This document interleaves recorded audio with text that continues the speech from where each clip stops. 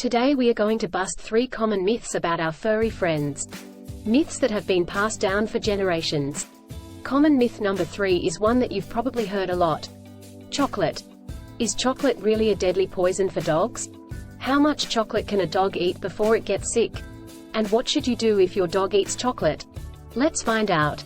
First of all, chocolate is not really a poison for dogs, but it does contain substances called methylxanthines, which are caffeine and theobromine. These chemicals can cause various symptoms in dogs, such as vomiting, diarrhea, increased thirst, restlessness, panting, racing heart rate, and in severe cases, seizures and heart failure. However, the amount and type of chocolate that a dog ingests determines how sick it will get. Different types of chocolate have different concentrations of methylxanthines.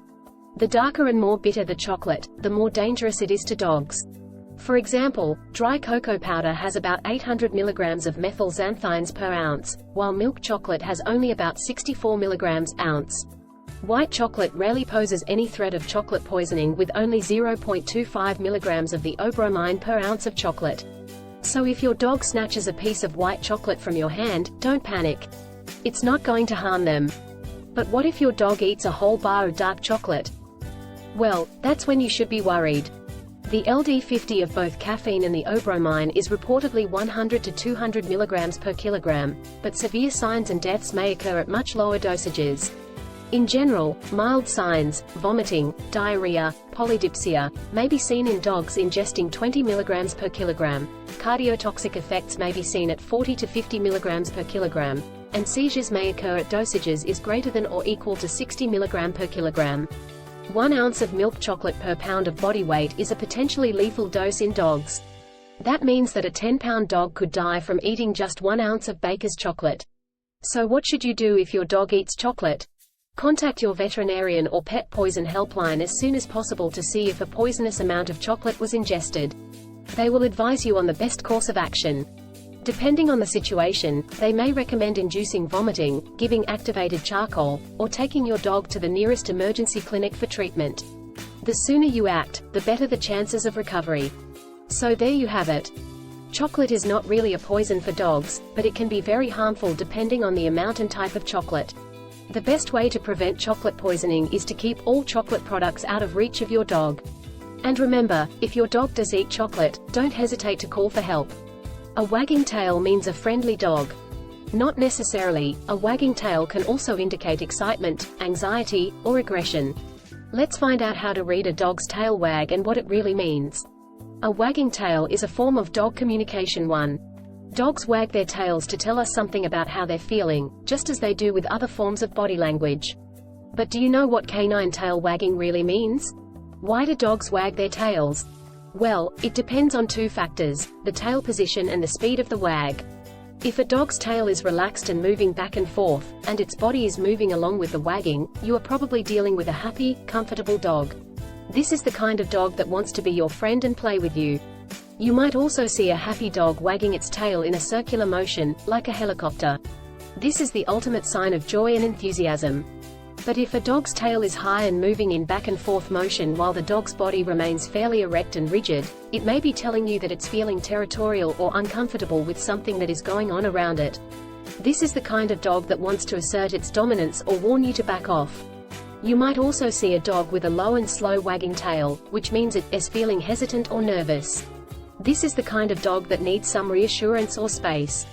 And if a dog has its tail tucked tightly between its legs and is wagging the tip in a tight, fast motion, this is typically indicative of the dog experiencing a fear response and wanting to pacify another dog.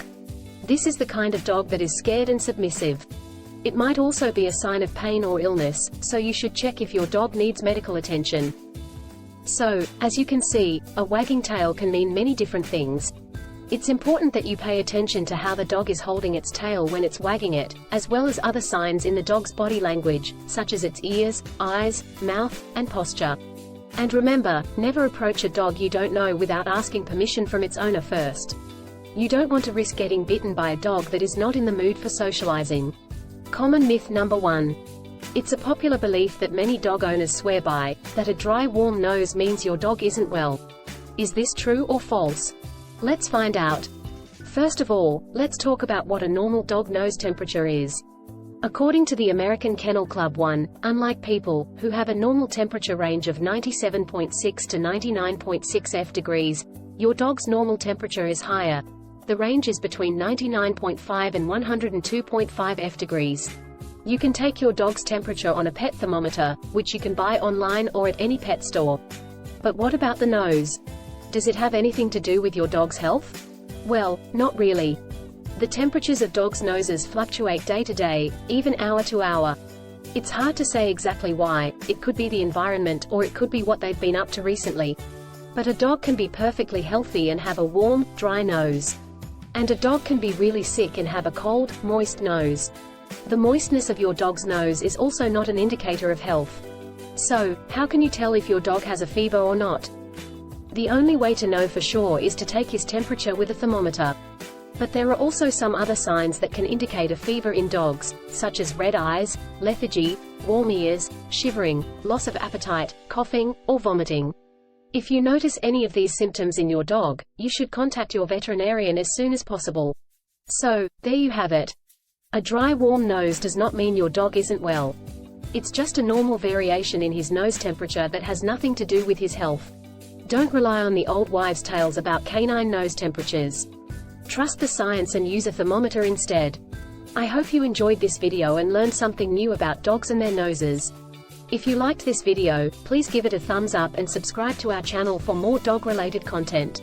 And don't forget to leave a comment below and tell us what other dog myths you want us to bust. Thanks for watching and see you next time.